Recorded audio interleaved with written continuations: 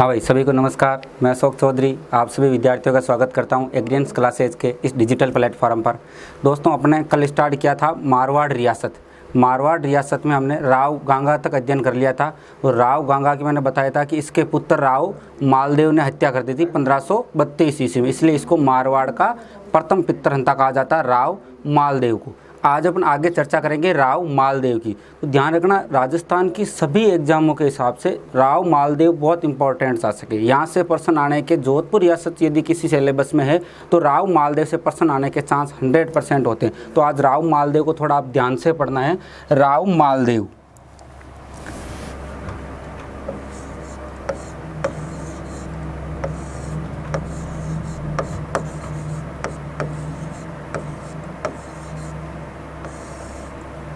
सबसे पहले देखो, राव मालदेव कब से कब तक शासक रहा था?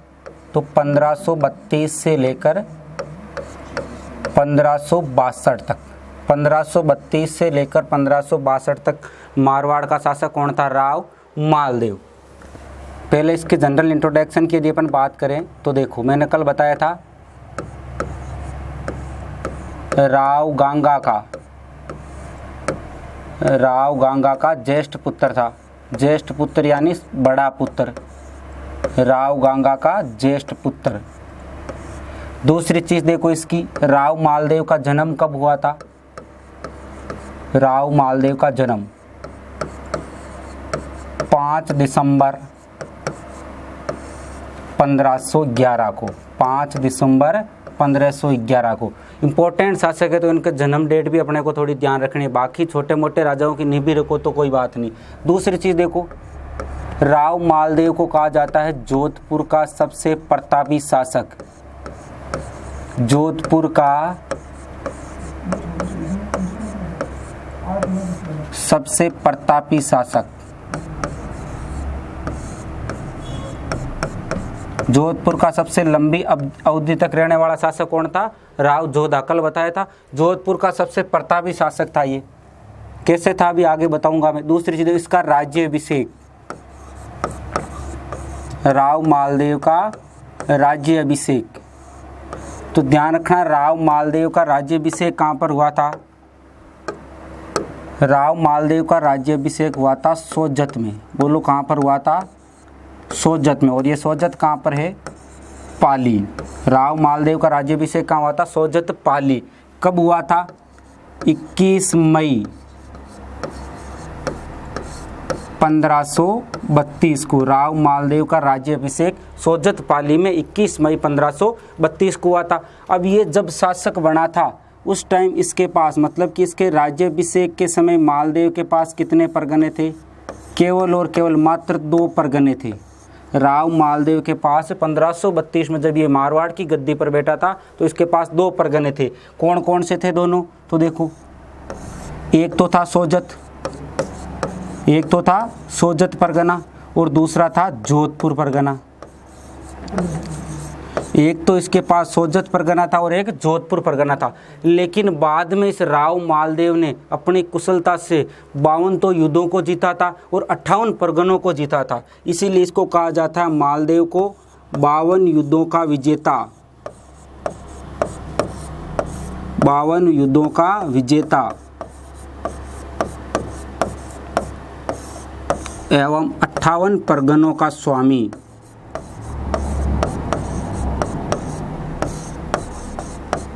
58 परगनों का स्वामी। इसी कारण इसको क्या कहा जाता है? जोधपुर का सबसे प्रतापी शासक। जब राज्याभिषेक हुआ था, जब गद्दी पर बैठा था तो कितने परगने थे? केवल 2 परगने थे। लेकिन इसने अपनी कुशलता में कुछ ही समय में कितने परगनों का स्वामी बन गया था? 58 परगनों का स्वामी बन गया था। इसी कारण इसको इतिहास में क्या कहा जाता है?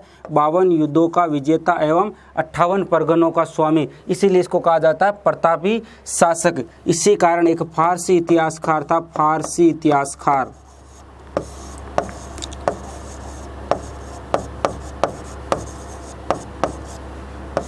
फारसी इतिहासकार ने मालदेव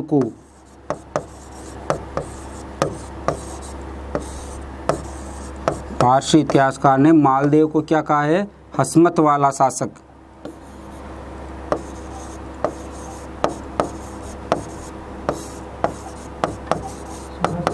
हस्मत वाला शासक, वेरी इंपॉर्टेंट है, कई बार एग्जाम में पूछा हुआ है। हस्मत वाला शासक किसको कहा जाता है? राव मालदेव को। किसने कहा था? फारसी इतिहासकार ने। एक आपने नाम सुना होगा बदायूनी। बदायूनी का पूरा नाम है अब्दुल कादिर बदायूनी। अब्दुल कादिर बदायूनी। इस अब्दुल कादिर बदायूनी ने मालदेव को क्या कहा है? उत्तर भारत का महान पुरुषार्थी राजकुमार। मालदेव को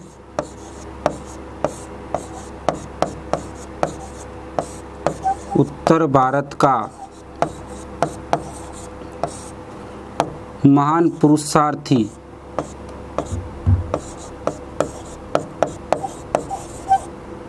उत्तर भारत का महान पुरुषार्थी राजकुमार का है।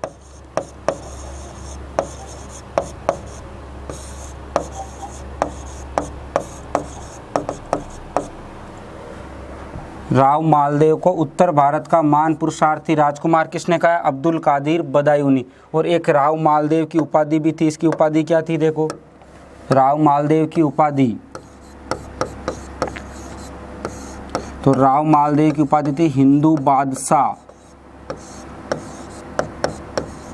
हिंदू बादशाह, ध्यान रखना है। राव मालदेव 1532 से लेकर 1562 तक मारवाड़ का शासक रहा था। इसके पिता कौन थे? राव गांगा। ये राव गांगा का ज्येष्ठ पुत्र या बड़ा पुत्र था। जन्म 5 दिसंबर 1511 को हुआ था। जोधपुर का सबसे प्रतापी शासक पूछ ले तो भी आपका आंसर क्या होगा? राव मालदेव। राज्याभिषेक कहाँ पर हुआ था? सोजत पाली में। कब हुआ था? 21 मई 1532 को। जब इसका राज्याभिषेक हुआ था तो इसके पास कितने परगने थे? 2, सोजत और जोधपुर। लेकिन बाद में इसने कितने युद्धों को विजय किया था? 52 युद्धों को। और कितने परगनों को? 58 परगनों को। कितने परगनों को? 58 परगनों को। इसलिए इसको कहा जाता है 52 युद्धों का विजेता एवं 58 परगनों का स्वामी। किसको? राव मालदेव को। और इसी कारण फारसी इतिहासकार ने इसको कहा था हस्मत वाला शासक, मतलब कि वैभव संपन्न शासक। और इसके बाद अब्दुल कादिर बदायूनी ने मालदेव को पूरे उत्तर भारत का महान पुरुषार्थी राजकुमार कहा है। उत्तर भारत का महान पुरुषार्थी राजकुमार। हाँ, तो देखो भैया, मालदेव के प्रमुख सैनिक अभियान।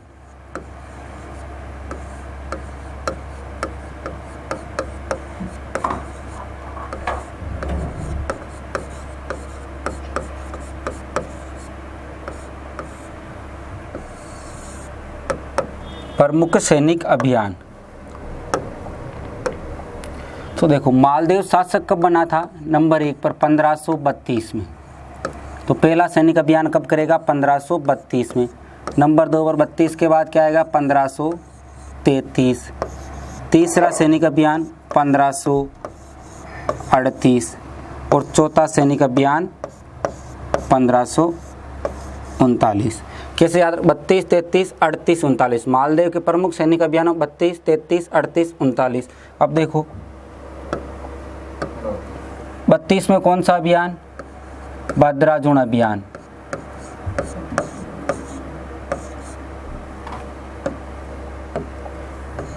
बत्तीस में कौन सा अभियान? भद्राजुण अभियान।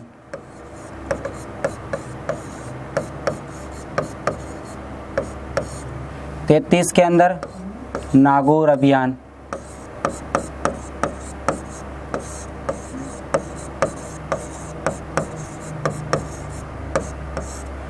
अड़तीस के अंदर सिवाना अभियान।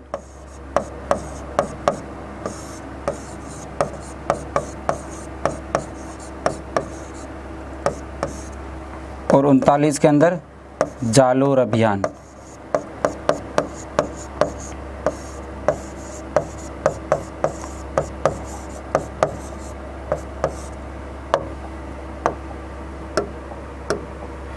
मालदेव के प्रमुख सैनिक अभियान, पहला कौन सा? भद्राजुण अभियान। कब? 1532 में।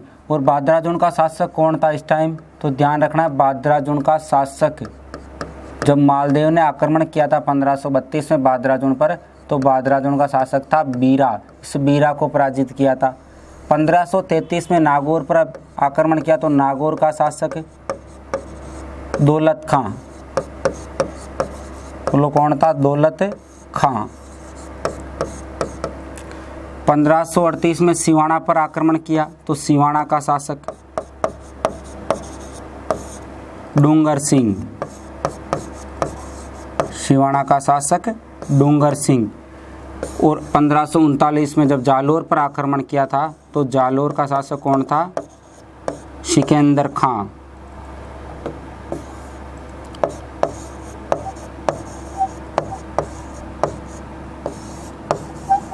जालोर का शासक कौन था? सिकंदर खां। तो ध्यान रखना, मालदेव के प्रमुख सैनिक अभियान कितने थे? 4। 32, 33, 38, 39। याद करो, 32, 33, 38, 39। भाद्राजुंड, नागौर, सिवाना और जालोर। भाद्राजुंड, नागौर, सिवाना और जालोर।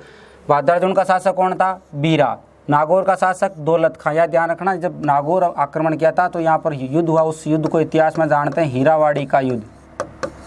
कौन सा युद्ध? हीरावाड़ी का युद्ध। उसके बाद 38 में सिवाना अभियान, उसके बाद 39 में जालोर अभियान। अब याद कैसे रखोगे? तो देखो, इनकी एक ट्रिक भी है। इनकी ट्रिक क्या है? बाना सीजा। बोलो क्या ट्रिक है? बाना सीजा।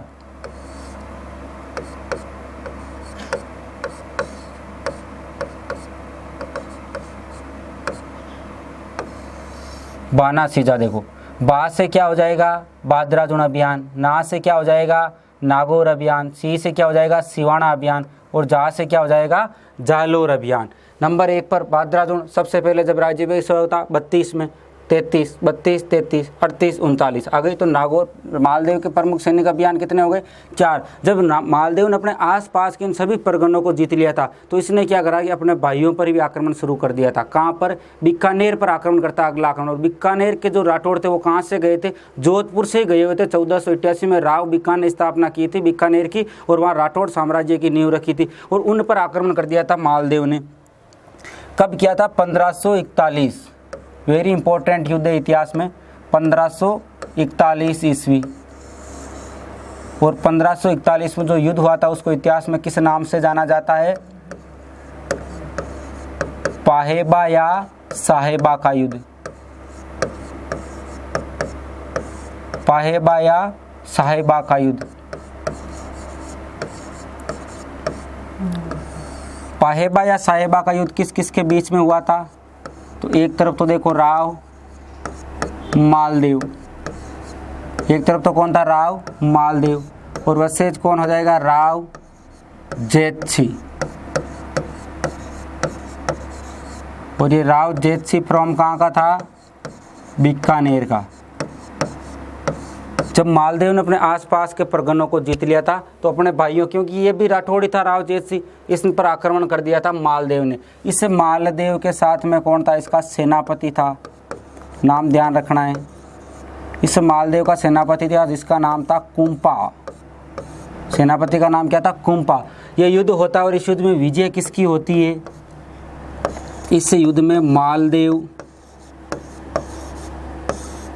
विजय होता है। इस युद्ध में मालदेव विजय होता है। और बीकानेर पर किसका अधिकार हो जाता है? राव मालदेव का। बीकानेर पर मालदेव का अधिकार।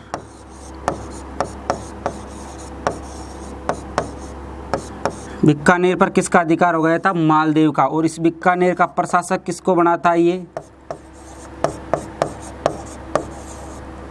प्रशासक बनाता है कुंपा को। अपने सेनापति कुंपा को बीकानेर का प्रशासक बना देता है। ये 1541 से लेकर 1544 तक बीकानेर का प्रशासक रहता है। कौन? कुंपा। और राव जेतसी का क्या हुआ था इस युद्ध में? राव जेतसी युद्ध में मारा जाता है।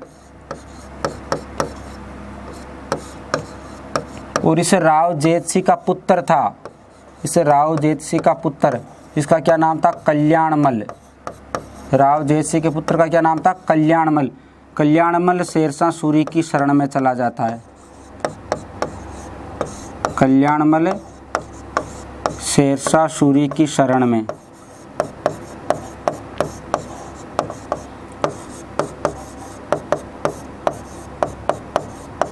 चला जाता है। तो देखो मालदेव, सबसे पहली चीज 1541 में कौन सा युद्ध, पाहेबा या साहेबा का युद्ध कब हुआ था, 1541 में। किस किस के बीच में, राव मालदेव वर्सेस राव जेतसी। राव जेतसी कहाँ का था, बीकानेर का। मालदेव कहाँ का था, मारवाड़ जोधपुर का। इस युद्ध में मालदेव के साथ इसका सेनापति कौन था, कुंपा।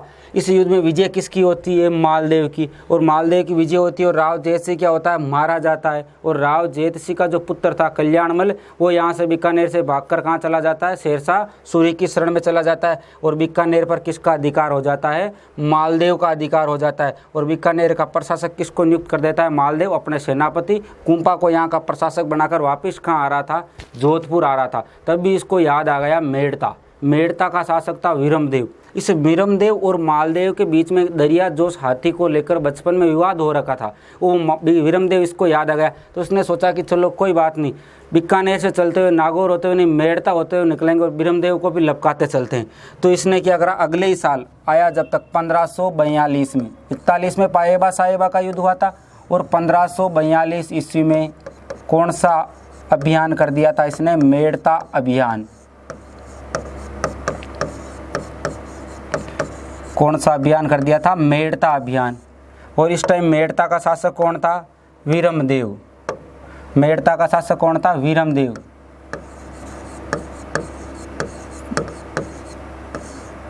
वीरमदेव को पराजित करके,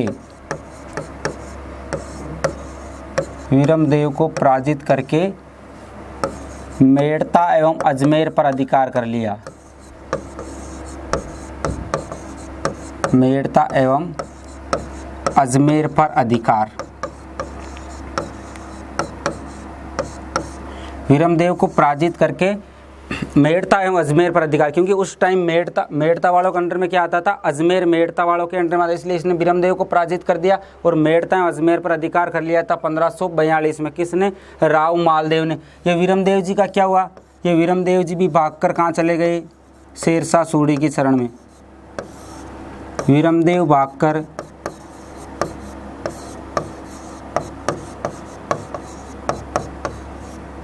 शेरशाह सूरी की शरण में चला गया।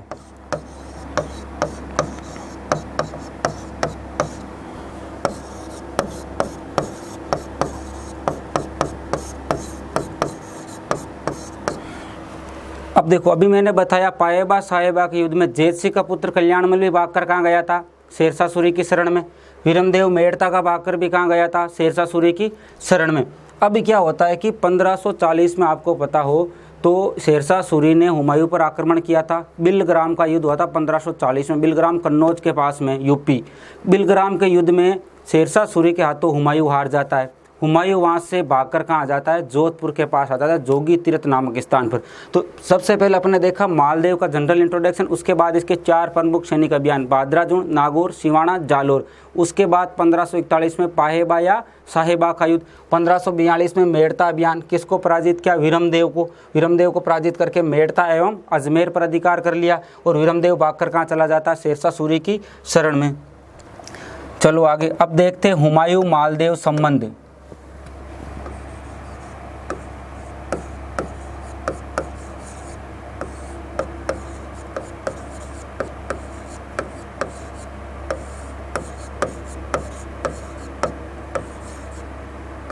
हुमायूं मालदेव संबंध।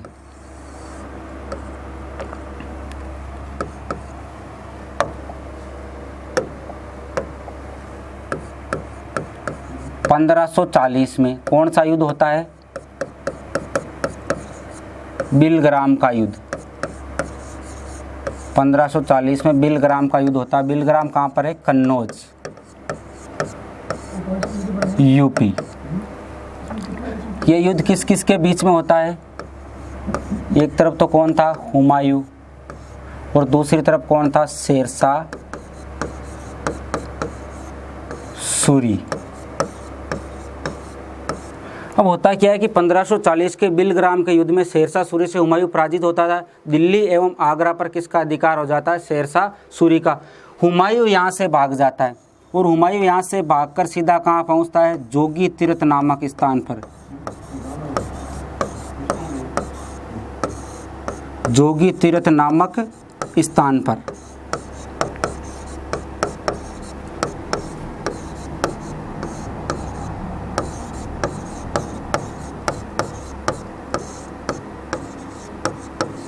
जोगी तीर्थ नामक स्थान पर पहुंचता है और इस जोगी तीर्थ नामक स्थान कहाँ पर है? जोधपुर में। अब हुमायूं कई दिनों से भटका हुआ था, भूख प्यास से मारे घूम रहा था, इधर उधर कहीं सहायता मिली नहीं थी, तो ये वहाँ से आगरा से भागकर जोगी तीर्थ नामक स्थान पर आ जाता है। जोगी तीर्थ नामक स्थान कहाँ पर है? जोधपुर में। अब ये क्या करता है, पता करता है कि जोधपुर का शासक कौन था? राव मालदेव। तो ये सोचता है कि मालदेव से सहायता प्राप्त की जाए, तो मालदेव के पास ये क्या करता है, अपने 3 दूत भेजता है कि भाई 3 दूत भेजो मालदेव से सहायता लेकर। कौन भेजता है? हुमायूं। किसके पास? मालदेव के पास। अब 3 दूत किसको भेजता है? तो आपको ध्यान रखना, ये राम को भेजता है। किसको भेजता है? राम को भेजता है। तो देखो आर से क्या हो जाएगा? रायमल सोनी, नाम ध्यान रखने, रायमल सोनी। ए से क्या हो जाएगा? अतका खां। और एम से क्या हो जाएगा? मीर समेद। एम से क्या हो जाएगा? मीर समेद। हुमायूं मालदेव से सहायता प्राप्त करने के लिए अपने 3 दूत भेजता है। नंबर 1 पर रायमल सोनी, नंबर 2 पर अतका खां, नंबर 3 पर मीर समेद। ये भाई साहब तीनों ही कहाँ जाते हैं? मालदेव के दरबार में जाते हैं, मेहरानगढ़ दुर्ग में। और जाकर द्वारपालों ने रोक लिया था, हाँ बोलो क्या काम है? तो इन्होंने कहा कि हमें मालदेव से मिलना है। तो मालदेव के सामने इनको उपस्थित किया गया। तो इन्होंने बताया कि वो आपको पता ही है, अभी शेरशाह वाला कांड हुआ था, बिलग्राम वाला, उसमें हमारे सरदार है जो हार गए हैं, यहाँ वहाँ से भागकर हम यहाँ आए हैं, जोगी तीर्थ नामक स्थान पर बैठे हैं, कई दिनों से भूखे भी हैं, कुछ खाया पिया भी नहीं है। तो मालदेव ने कहा चलो सबसे पहले दिन के लिए जोधपुर मिष्ठान भंडार से कचौरी मंगाओ। सबसे पहले दिन के लिए बढ़िया कचौरी मंगाई गई, कचौरी खिलाई। बोला अब बताओ तुम्हारी समस्या क्या है? तो कहा कि समस्या ये है कि वो शेरशाह सूरी ने वहाँ से तो भगा दिया है, हमारे रहने करने का कोई ठिकाना नहीं है। तो आप ऐसे करो कि हमें कोई रहने की ठिकाना दे दो, और यदि शेरशाह सूरी वापस आक्रमण कर दे तो हमें कुछ सैनिक सहायता चाहिए। ये हमारे सरदार ने आपके पास भिजवाया कि कोई बात नहीं, तुम्हें अभी नया जीता ही हमने। कौन? बीकानेर परगना। बीकानेर जाओ, आराम से रहो, कोई दिक्कत नहीं। वहाँ मेरा प्रशासक मिलेगा, कौन? कुंपा, आराम से तुम्हें लेने आ जाएगा। बीकानेर पूरा परगना दिया जाता है। और यदि शेरशाह सूरी आक्रमण कर दे तो 1 मिस कॉल मार देना, तुम्हारे सरदार को कहना 1 मिस कॉल मार देना, मालदेव जी को तुरंत सेना लेकर हाजिर हो जाएंगे। ये तीनों भाई साहब वापस कहाँ जाते हैं? हुमायूं के पास में। और हुमायूं को जाकर बोलते हैं भाई साहब मालदेव तो गजब का आदमी, बहुत ही बढ़िया आदमी, हमें नाश्ता करवाया, ये देखो आपके लिए भी मिठाई का डब्बा भेजा है कि भूखे हैं तो चलो आप भी नाश्ता कर लेना। और पूरा बीकानेर परगना दे दिया रहने के लिए। और कहा कि शेरशाह सूरी यदि आक्रमण कर दे तो 1 मिस कॉल कर देना, यूँ और कहा है। तो इससे हुमायूं ने सोचा चलो ठीक है, फिर सब बातें सही है तो चलें बीकानेर। तो इन तीनों ने कहा कि नहीं, एक समस्या है, जब हम वहाँ गए थे तो वहाँ पर शेरशाह सूरी के भी 2 दूत आए हुए थे। तो इन्होंने कहा कि शेरशाह सूरी क्या बात की होगी कि ये नहीं पता, वो रूम नंबर 5 में थे, हम रूम नंबर 6 में थे, उन्होंने क्या बात करी ये नहीं पता, लेकिन वहाँ दूत आए हुए थे। तब इस हुमायूं ने तुरंत अपने पुस्तकालय अध्यक्ष को बुलाया, जिसका नाम क्या था? मुल्ला सुर्ख। पुस्तकालय अध्यक्ष का क्या नाम था? मुल्ला सुर्ख। इस मुल्ला सुर्ख को बुलाया। ये कौन था? हुमायूं का पुस्तकालय अध्यक्ष।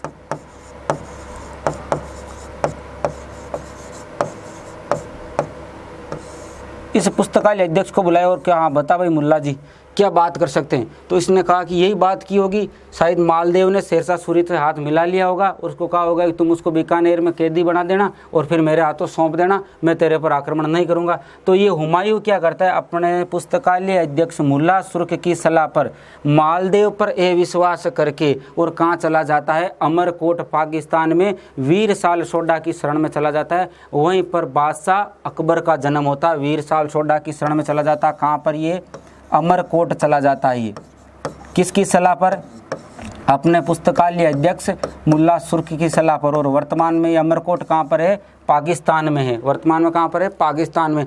अब इधर से वो शेरशाह सूरी के 2 दूत गए थे शेरशाह सूरी के पास, और शेरशाह सूरी को जाके बताया कि वहाँ पर हुमायूं के 3 दूत आए हुए थे। अब बात क्या करी है हमें नहीं पता, वो रूम नंबर 6 में थे, हम रूम नंबर 5 में थे। तो इस शेरशाह सूरी ने ये आइडिया लगाया कि इसका मतलब ये है कि हुमायूं को सहायता दे रहा है कौन? मालदेव। हुमायूं को सहायता कौन दे रहा है? मालदेव दे रहा है। क्या अच्छा, इस मालदेव इतना हरामी आदमी है, जब इसका एक भागकर आदमी मेरे पास आया था कल्याणमल, मैंने उसको कुछ नहीं कहा। दूसरा इसका आदमी भागकर आया था विरमदेव, तो भी मैंने उसको कुछ नहीं कहा। और उल्टा ये अब हुमायूं को सहायता और दे रहा है। ऐसे नहीं मानने वाला है मालदेव, युद्ध की तैयारी करो। और इसी कारण इतिहास में फिर मालदेव और शेरशाह सूरी के बीच में कौन सा युद्ध होता है? गिरी सुमेल का युद्ध। गिरी सुमेल का युद्ध, मतलब कि हुमायूं द्वारा मालदेव द्वारा हुमायूं को सहायता का आश्वासन दिए जाने के कारण शेरशाह सूरी ने कौन सा आक्रमण किया था? गिरी सुमेल का आक्रमण। तो नेक्स्ट अपना टॉपिक क्या रहेगा? गिरी सुमेल का युद्ध। 5 जनवरी 1544, 5 जनवरी 1544 को देखो इधर क्या हो गया? जोधपुर,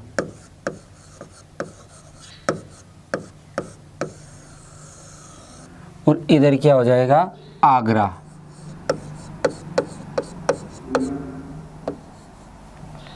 एक तरफ तो क्या हो गया? जोधपुर, और एक तरफ कौन सा हो गया? आगरा। अब देखो मालदेव ये चाहता था कि ये युद्ध जोधपुर की सीमा में नहीं होना चाहिए। मालदेव क्या चाहता था? कि युद्ध जोधपुर की सीमा में नहीं होना चाहिए। तो फिर कहाँ होना चाहिए भाई? तो इसका सेनापति था जेता। उसने कहा कि कोई दिक्कत नहीं, अपना गांव है जेतारण के पास में, वहाँ मैदान पड़े, वहाँ चलो खूब लड़ो खूब मरो, कोई दिक्कत नहीं है। तो ये युद्ध होता है गिरी सुमेल के मैदान में, इसलिए इसको कहा जाता है गिरी सुमेल का युद्ध। गिरी सुमेल का युद्ध। और ये गिरी सुमेल का मैदान कहाँ पर है? जेतारण पाली। गिरी सुमेल का मैदान कहाँ पर है? जेतारण पाली। ये युद्ध किस किस के बीच में हुआ था? तो ध्यान रखना, राव मालदेव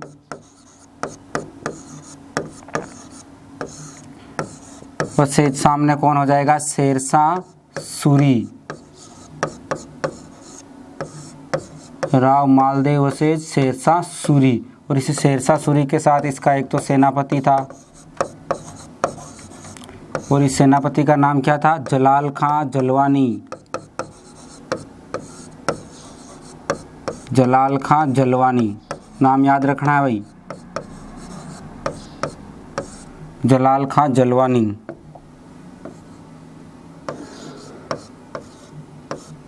और दूसरा कौन? कल्याणमल। और ये कल्याणमल कहाँ का था? बीकानेर का। और एक और इसके साथ में कौन था? वीरमदेव। दोनों ही भाग कर गए थे शेरशाह की शरण में, वीरमदेव। और वीरमदेव कहाँ का था? मेड़ता का। तो इसी प्रकार देखो मालदेव के साथ कौन था इसका? सेनापति। एक तो वही जेता, और एक जिसको बीकानेर का प्रशासक बनाया था साथ में कौन था? कुंपा। ये दोनों ही।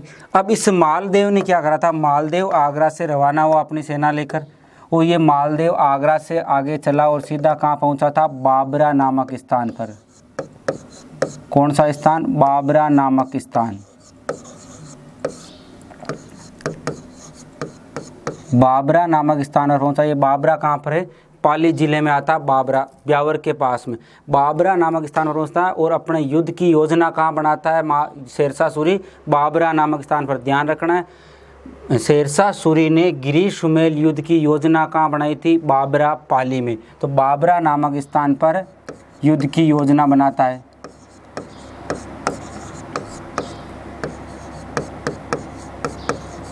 युद्ध की योजना बनाता है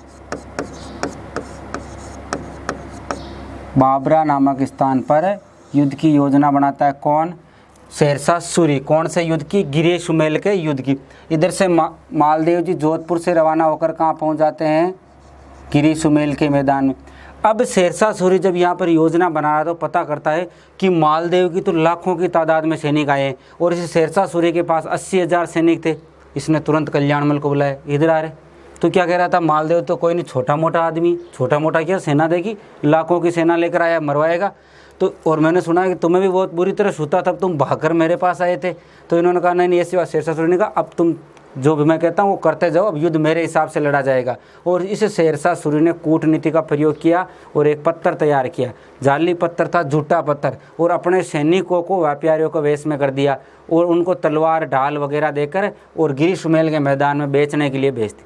वो इसके शेरशाह सूरी के सैनिक जब वो व्यापारियों के बेच में वहाँ गए थे, ढाल ले लो तलवार ले लो, तो मालदेव ने बोला इधर और क्या बेच रहे हो यहाँ पर? कि साहब ढाल और तलवार कितनी है? कि 1500 है। रख दो यहाँ पर। कितना पेमेंट हुआ है? कि इतना हुआ। चेक काट के दे दिया मालदेव ने उनको। और वो पत्थर जो शेरशाह सूरी ने उनको दिया था, वो पत्थर कहाँ डाल दिया था उन्होंने? मालदेव के डेरे में डाल दिया।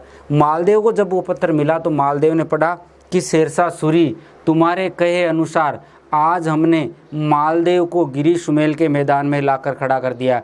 कल सुबह जैसे युद्ध शुरू होगा तुम मालदेव को लपका देना और हम दोनों भाइयों को जोधपुर का प्रशासक बना देना। नीचे आज्ञा से जेता एंड कुंपा। मालदेव का दिमाग खराब, अरे साले दोनों मरवाना चाहते, तभी ये कह रहा था कि मेरे गांव चलो, खूब लड़ो खूब मरो, कोई दिक्कत नहीं है। और दूसरा, इसको बीकानेर का प्रशासक बनाया हुआ था, वहाँ से बाकरियाँ गए कि नहीं मैं आपकी सहायता करना चाहूँ। इसका मतलब ये दोनों मेरे को मरवाना चाहते हैं। और इसने तुरंत किसको बुलाया? अन्य सरदारों को बुलाकर कहा कि मिलो इन आस्तीन के सांपों से। ये शेरशाह सूरी से मिल गए, लेकिन ये हकीकत इन्होंने कहा कि ये हमारे द्वारा लिखा हुआ पत्थर नहीं है। लेकिन ये मालदेव इनकी बात पर विश्वास नहीं करता है। और मालदेव एक दिन पहले ही, बोलो कब? 4 जनवरी, ध्यान रखना है, 4 जनवरी 1544 को ही, मतलब कि युद्ध से एक दिन पहले ही अपनी सेना लेकर वापस कहाँ लौट जाता है? जोधपुर लौट जाता है। अब कुछ सरदारों ने जेता एंड कुंपा को कहा तुम भी चल लो, अब क्या करोगे? तो उन्होंने कहा नहीं, हम यदि वहाँ पर जाएंगे तो जोधपुर की गलियों के अंदर हमारे ऊपर कलंक लग जाएगा कि ये देखो मिलो आस्तीन के सांपों से इन्होंने अपने सरदार के साथ धोखा किया, हम ये युद्ध लड़ेंगे। तो किसी सामंत ने कहा तुम 5-7 हज़ार सैनिकों के सामने, उसकी 80,000 सेना के सामने कैसे युद्ध करोगे? इन्होंने कहा जो होगा देखा जाएगा, लेकिन हम वहाँ नहीं चलेंगे, हम यहाँ पर युद्ध करेंगे। और ये जेता और कुंपा ऐसे बताते हैं कि 5,000 सैनिकों के साथ में उस शेरशाह सूरी की 80,000 सेना का मुकाबला किया था। और उसकी 80,000 सेना को लपकाते लपकाते 27,000 तक लेकर आ गए थे ये जेता एंड कुंपा। और अंत में जेता एंड कुंपा दोनों ही क्या होते हैं? वीर गति को प्राप्त हो जाते हैं। अंत में जेता एंड कुंपा वीर गति को प्राप्त हो जाते हैं। और इस युद्ध में विजय किसकी होती है? शेरशाह सूरी विजय हो जाता है। शेरशाह सूरी विजय। ऐसा बताते हैं कि जब युद्ध शुरू हुआ था तो जेता एंड कुंपा की सेना बुरी तरह टूट पड़ी थी शेरशाह सूरी की सेना पर। शेरशाह सूरी घबरा गया था कि अब तो हारना निश्चित हो गया है और इस छोटी सी सेना के सामने हार गए तो मेरी हालत खराब हो जाएगी। इस शेरशाह सूरी ने अपने सैनिकों से कहा कि तुम ऐसे करो, युद्ध करो, और अपने तो नमाज का टाइम हो गया है। और ये भाई साहब वो बिछा के और नमाज पढ़ने बैठ गए। और उस परवरदिगार अल्लाह ने इसकी सुन ली। और उसी टाइम ये जलाल खां जलवानी एक विशाल सेना लेकर कहाँ पहुँच जाता है? गिरी सुमेल के मैदान में पहुँच जाता है। और आखिरकार जेता एंड कुंपा वीर गति को प्राप्त होते और शेरशाह सूरी ये युद्ध हारते हारते जीतता है। तब इसके मुँह से एक बात निकल जाती है जो इतिहास में फेमस हुई है, लेकिन कई बार पेपरों में भी फेमस हो रखी है। ये क्या कहता है कि मैं मुट्ठी भर बाजरे के लिए, मुट्ठी भर बाजरे के लिए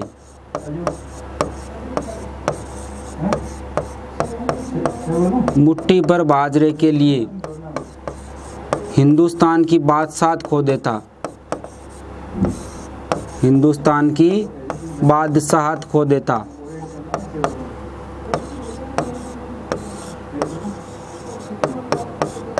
मुट्ठी भर बाजरे के लिए हिंदुस्तान की बादशाहत खो देता है क्या भाई? जोधपुर में मुट्ठी भर बाजरे तो होता, तब ये हारते हारते शेरशाह सूरी जीता था। तो शेरशाह सूरी ने क्या कहा था? मुट्ठी भर बाजरे के लिए हिंदुस्तान की बादशाहत खो देता। ये कथन किसका है? शेरशाह सूरी का। कौन से युद्ध से संबंधित कहा गया है? गिरी सुमेल के युद्ध से। अब इस शेरशाह सूरी को तो करना क्या था? मालदेव को लपकाना था। लेकिन मालदेव तो एक दिन पहले ही 4 जनवरी को भागकर कहाँ चला जाता है? जोधपुर चला जाता है। तो ये यहाँ गिरी सुमेल से जीतकर शेरशाह सूरी भी पीछे पीछे कहाँ जाता है? जोधपुर जाता है। तो ये मालदेव जोधपुर छोड़कर कहाँ चला जाता है? सिवाना चला जाता है। बोलो कहाँ चला जाता है? सिवाना चला जाता है। और ध्यान रखना ये सिवाना मारवाड़ के राठौड़ों की शरण स्थली कहा जाता है। मारवाड़ के राठौड़ों पर जब भी कोई संकट आता था वो जोधपुर से छोड़कर सीधा कहाँ भाग जाते थे? सिवाना भाग जाते। हाँ, ऐसे समझ लो ये मारवाड़ वालों का नांदेरा था। कौन? सिवाना। हाँ, जब भी कोई संकट आता सीधा भागकर कहाँ चले जाते थे? सिवाना। इसीलिए सिवाना को मारवाड़ के राठौड़ों की शरण स्थली कहा जाता है। और 1544 में जोधपुर पर किसका अधिकार हो गया था? जोधपुर पर अधिकार शेरशाह सूरी का। जोधपुर पर अधिकार। और इसे शेरशाह सूरी ने जोधपुर का प्रशासक किसको बनाया था? ये ध्यान रखना भाई, पटवार एग्जाम में पूछा हुआ है। जोधपुर का प्रशासक ख्वास खां को। बोलो किसको बनाया था? ख्वास खां को। गिरी सुमेल के युद्ध में शेरशाह सूरी जीत जाता है। शेरशाह सूरी गिरी सुमेल जैतारण से सीधा कहाँ जाता है, जोधपुर जाता है। लेकिन जोधपुर से मालदेव भागकर कहाँ चला जाता है, सिवाना बाड़मेर चला जाता है। सिवाना को मारवाड़ के राठौड़ों की शरण स्थली कहा जाता है। अब जोधपुर पर किसका अधिकार हो गया था, शेरशाह सूरी का। कब, 1544 में। और इस शेरशाह सूरी ने जोधपुर का प्रशासक किसको नियुक्त किया था, ख्वास खां को नियुक्त किया था। ख्वास खां को ये जोधपुर का प्रशासक नियुक्त करके, और शेरशाह सूरी वापस जा रहा था कहाँ पर, आगरा। बोलो कहाँ पर जा रहा था, आगरा जा रहा था। जब ये वापस आगरा जा रहा था शेरशाह सूरी, तो बीच में एक जगह आती है कालिंजर। बोलो कौन सी जगह, कालिंजर। और ये कालिंजर कहाँ पर है, एमपी में। अब जब ये गिरीश जोधपुर से कालिंजर पहुंचा, जब तक 1 साल हो गया था, मतलब कि बात कब की है, 1545 की। शेरशाह सूरी जोधपुर पर अधिकार करके वापस आगरा की ओर जा रहा था, तो कालिंजर आता बीच में। कालिंजर का शासक था कीरत सिंह। इस शेरशाह सूरी ने कहा कि ये भी लपर लपर कर रहा है, इसको भी लपका ही देते हैं। और इसने क्या करा, इस कालिंजर के कीरत सिंह को जब पता चला, तो इसने दुर्ग की किलाबंदी और टाइट कर दी थी, दीवारें ऊपर करवा दी थी, कि उनको पता था कि शेरशाह की सेना आ रही है। तो इस शेरशाह सूरी ने अपने सैनिकों को कहा, वो बारूद वाला टैंक लेके आओ, ऐसे नहीं मारने वाला है कालिंजर का शासक। और बारूद वाले टैंक पे कौन बैठ गया, शेरशाह सूरी। और बम यूँ तोड़े फेंके, पिक्चरों में देखा आपने, बम तोड़े मुंह से फेंके दुर्ग के अंदर सीधा बम, के खोल दे दरवाजे नहीं तो आज दीवारें टूटेगी। तोड़े फेंके सीधा बम, एक तोड़ा यहीं गिर गया शेरशाह सूरी, बम बमा बम बम बम। 1545 में, मतलब कि कालिंजर अभियान में शेरशाह सूरी मारा गया। कालिंजर अभियान में शेरशाह सूरी मारा गया। और जैसे इस बात का पता चला मालदेव जी को, मालदेव जी कहाँ पर थे, सिवाना में। सिवाना से तुरंत मालदेव जी वापस कहाँ पहुँचे, जोधपुर। 1545 में वापस कहाँ पहुँचे, जोधपुर। और जोधपुर का प्रशासक कौन था उस टाइम, ख्वास खां, जिसको किसने नियुक्त किया था, शेरशाह सूरी ने। मालदेव जी ने आकर जोधपुर दुर्ग का दरवाजा बजाया, हाँ भाई खोल, क्या क्या करना है, कि गद्दी पर बैठना है, कि गद्दी पर बैठना, मुझे शेरशाह सूरी ने बिठाया है। बुलाऊँ क्या शेरशाह सूरी को, मालदेव ने कहा बुला ले तेरा शेरशाह सूरी को, तेरा शेरशाह सूरी कालिंजर अभियान में बम बम हो गया है। तो इसे ख्वास खां ने तुरंत अपने सैनिकों को ली, हाँ भाई बैग पैक कर लो, चलते हैं अपन भी फिर तो। और इस मतलब कि 1545 में मालदेव का जोधपुर पर पुनः अधिकार हो गया। मालदेव का जोधपुर पर पुनः अधिकार, मालदेव का जोधपुर पर पुनः अधिकार हो गया था। कब, 1545 में। मतलब कि 1 साल तक किसका अधिकार रहा था, शेरशाह सूरी का। प्रशासक किसको बनाया था, ख्वास खां को। आ गई बात समझ में। अब चलते हैं भाई आगे। तो अब भाई आगे बढ़ते हैं अपन मालदेव।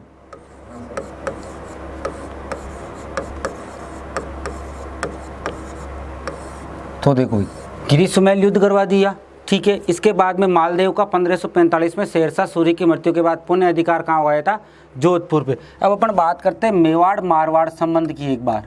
मालदेव के काल में इस संबंध पर क्या प्रभाव पड़ा था, मेवाड़ मारवाड़ संबंध।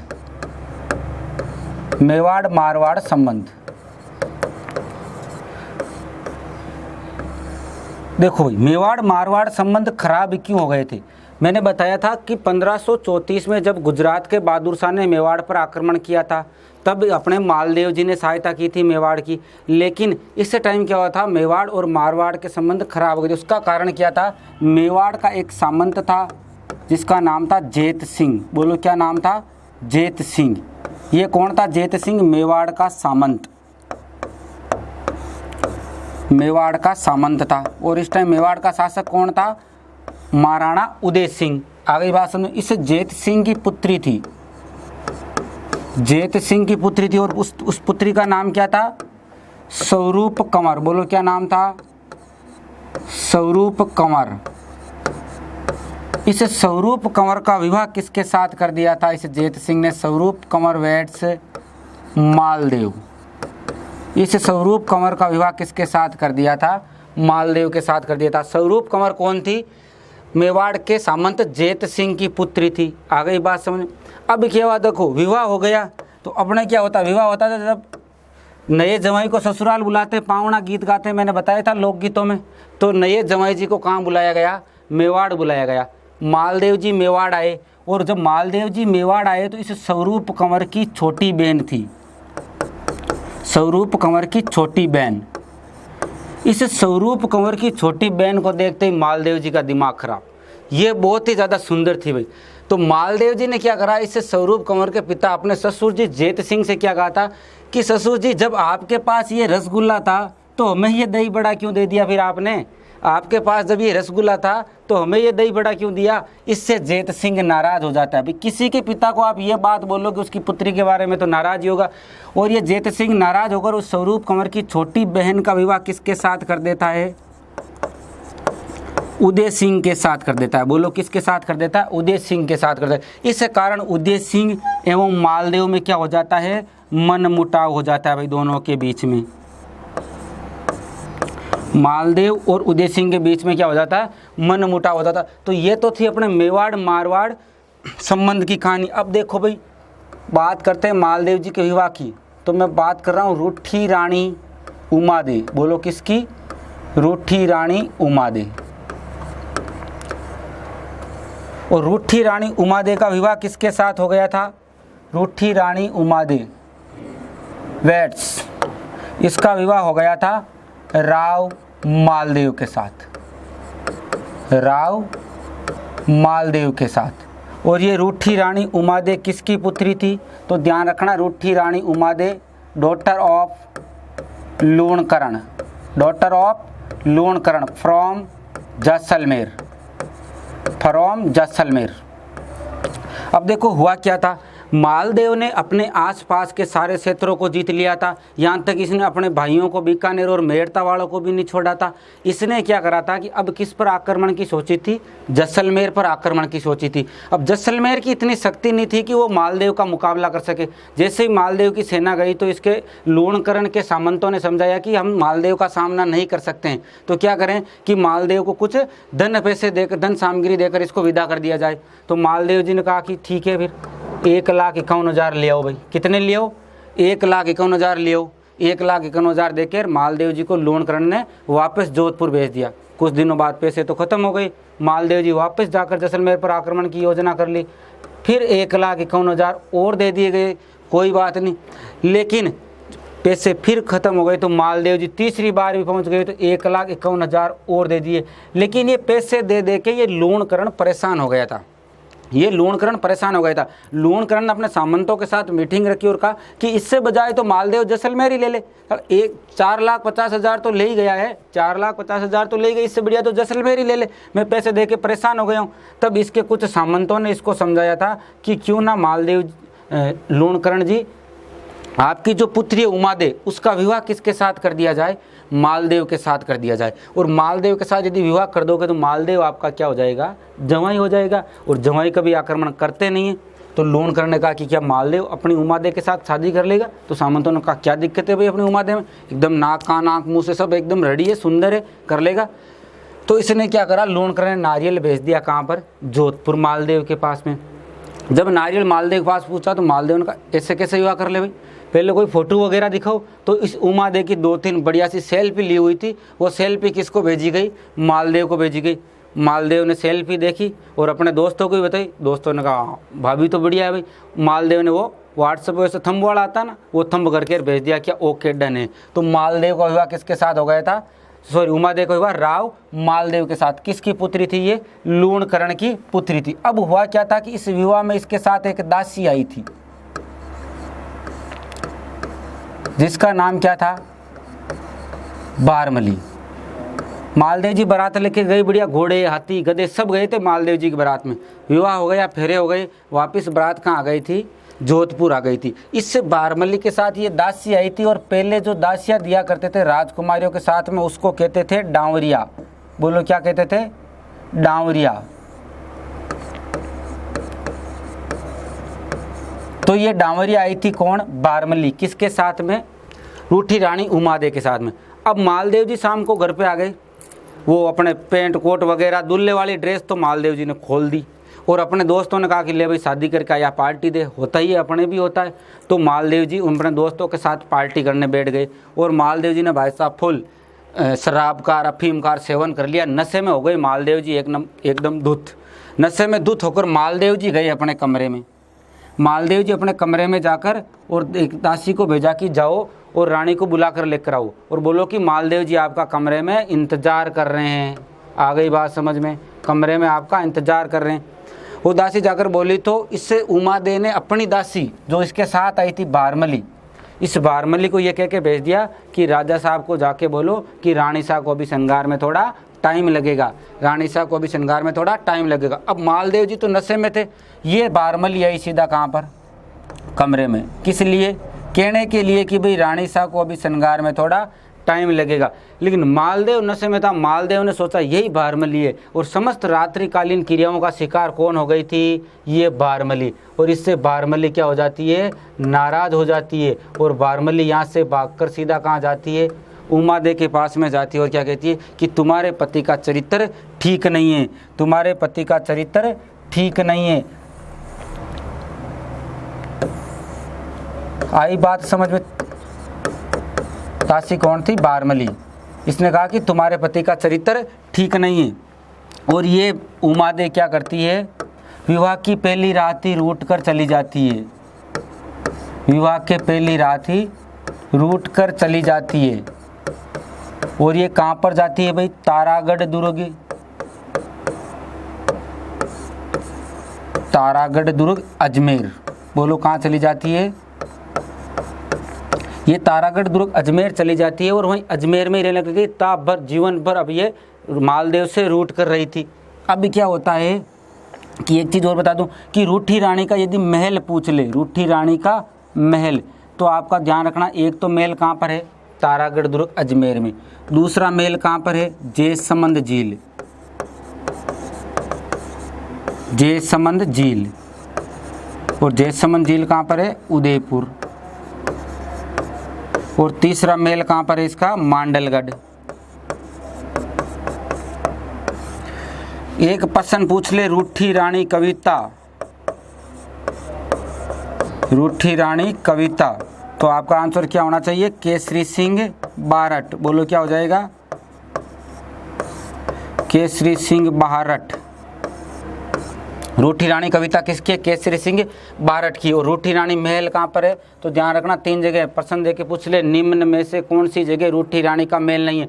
3 तो ये दे दे, तारागढ़, जयसमंद और मांडलगढ़। और एक कोई अन्य ऑप्शन देते तो ध्यान रखना, रूठी रानी के 3 महल है, तारागढ़ दुर्ग अजमेर, जयसमंद झील उदयपुर और मांडलगढ़ भीलवाड़ा। और रूठी रानी कविता किसने लिखी है? केसरी सिंह बारट ने। अब ये रूट कर चली जाती है, लेकिन जब इसको मालदेव जी क्या करता, अपना एक दरबारी विद्वान था जिसका नाम था ईश्वरदास। बोलो क्या नाम था? ईश्वरदास। इस ईश्वरदास को भेजता है कहाँ पर? अजमेर। और कहता है कि कैसे ही करके उमादेव को मना कर लाओ, क्योंकि ये जोधपुर के अपमान की बात है, ये मारवाड़ के और राठौड़ों के अपमान की बात है। ऐसे एक रानी विवाह के पहली रात ही रूठ कर चली गई है। ये ईश्वरदास जी जाते हैं और इस उमादेव को किसी प्रकार मनाकर रवाना कर देते। इस उमादेव को किसी प्रकार मनाकर जोधपुर चलने के लिए रवाना कर देते। अब जब इस बात का पता मालदेव की अन्य रानियों को चलता है कि ईश्वरदास उमादेव को समझाने गया, यार उमादेव आ रही, तो अन्य रानियों ने सोचा कि वो नवविवाहिता है, समझ रहे हो ना, वो नवविवाहिता है, तो हो सकता है कि उसकी तरफ ध्यान ज़्यादा हो जाए कल को मालदेव जी को, और हमसे हमारी तरफ ध्यान कम कर दे। इसलिए उन्होंने क्या उन्होंने भी एक आदमी भेज दिया अन्य रानियों ने, जिसका नाम था आसानंद, जिसका नाम क्या था? आसानंद बारट। अरे क्या हुआ भाई? उसका नाम क्या था? आसानंद बारट। इस आसानंद बारट को भेजती।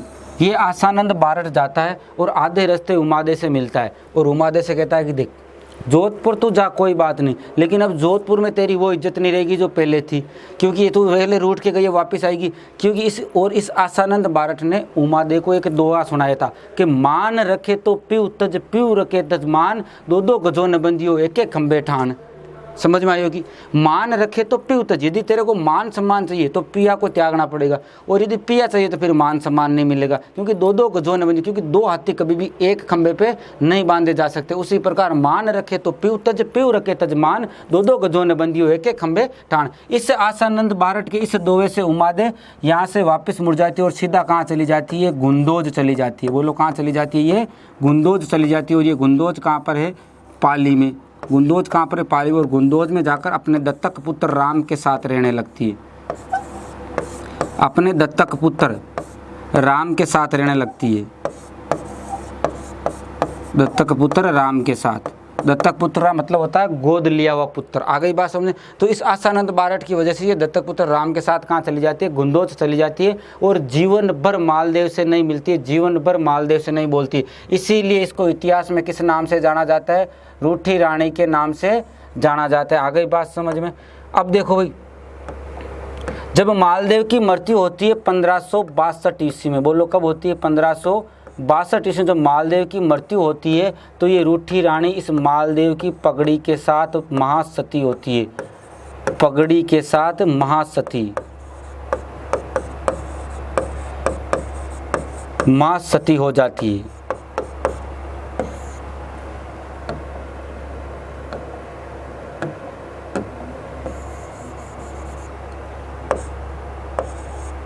महासती हो जाती है। महासती कैसे बोलते हैं, क्योंकि पति की यदि किसी वस्तु के साथ सती होते हैं तो उसको महासती बोलते हैं। और जो ये प्रक्रिया होती है ना, पति की किसी वस्तु के साथ सती होना, ये प्रक्रिया कहलाती है अनुमरण। बोलो क्या कहलाती है, अनुमरण। तो रूठी रानी उमादेव जीवन भर मालदेव से नहीं बोली थी, विवाह के पहली रात ही रूठ कर चली गई थी, ठीक है। और 1562 में मालदेव की पगड़ी के साथ ये कहाँ पर सती होती है, ये भी ध्यान रखना, केलवा राजसमंद में। कहाँ पर सती होती है ये, केलवा राजसमंद में मालदेव की पगड़ी के साथ महासती हो जाती है, और इस प्रक्रिया को कहते हैं अनुमरण। आ गई बात समझ में। इसके बाद देखो मालदेव के दरबारी विद्वान,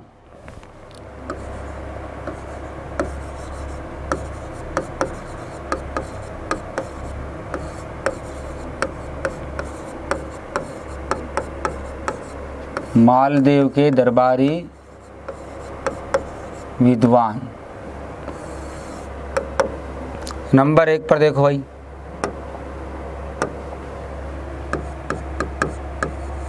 आसानंद बारठ।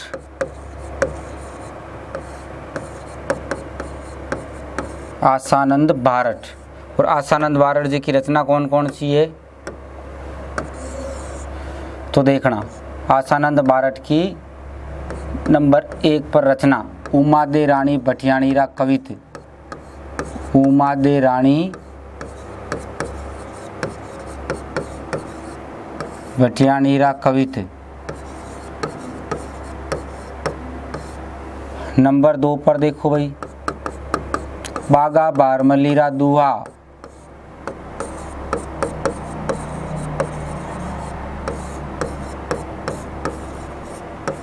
बागा बारमलीरा दुआ। और नंबर 3 पर देखो,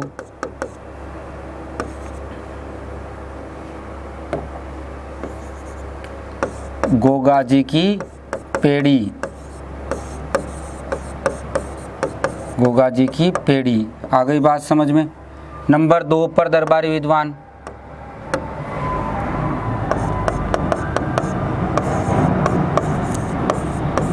ईश्वरदास। नंबर 2 पर कौन हो जाएगा, ईश्वरदास। ईश्वरदास की रचनाएं देखो। नंबर 1 पर हाला जालारी कुंडलियाँ। ये याद रखने, रचनाएं पूछ ली जाती, हाला जालारी कुंडलियाँ।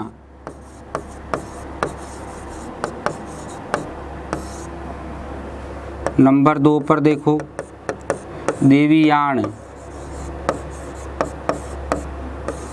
और नंबर 3 पर देखो, हरी रस। नंबर 3 पर क्या, हरी रस। इस हाला जाला की कुंडलियाँ का एक नाम और मिलता है, शूर सतसई। बोलो क्या मिलता है, शूर सतसई। तो मालदेव के दरबारी विद्वान कौन थे, 2। नंबर 1 पर आसानंद बारठ। आसानंद बारठ की रचनाएं कौन कौन सी है, उमादे रानी भटियाणीरा कवित, बागा भारमलीरा दुआ और गोगाजीरी पेड़ी। नंबर 2 पर ईश्वरदास। ईश्वरदास की रचना कौन सी है, हाला जालारी कुंडलियाँ, जिसका दूसरा नाम क्या मिलता है, सूर सतसई। नंबर 2 पर देखो देवी यान। और नंबर 3 पर हरी रस। इसके अलावा देखो एक चीज और बताता हूं आपको, मालदेव चरित्र।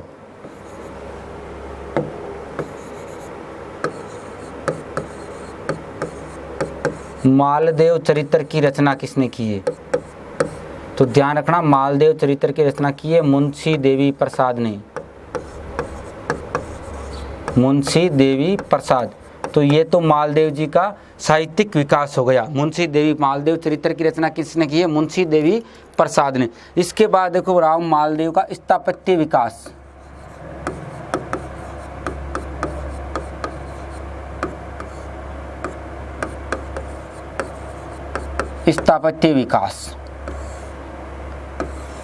स्थापत्य विकास में सबसे पहले देखो इसने क्या बनाया था? नंबर 1 पर पोकरण दुर्ग।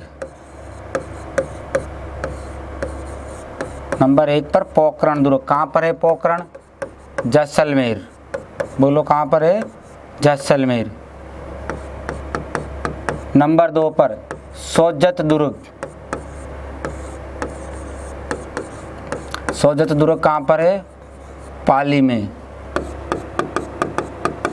नंबर 3 पर मेड़ता दुर्ग, जिसको और किस नाम से जाना जाता है? मालकोट दुर्ग। मेड़ता दुर्ग या मालकोट दुर्ग। और नंबर 4 पर रिया दुर्ग। नंबर 4 पर कौन सा हो जाएगा? रिया दुर्ग। तो ये रिया दुर्ग और मेड़ता दुर्ग दोनों ही कहाँ पर है? नागौर में।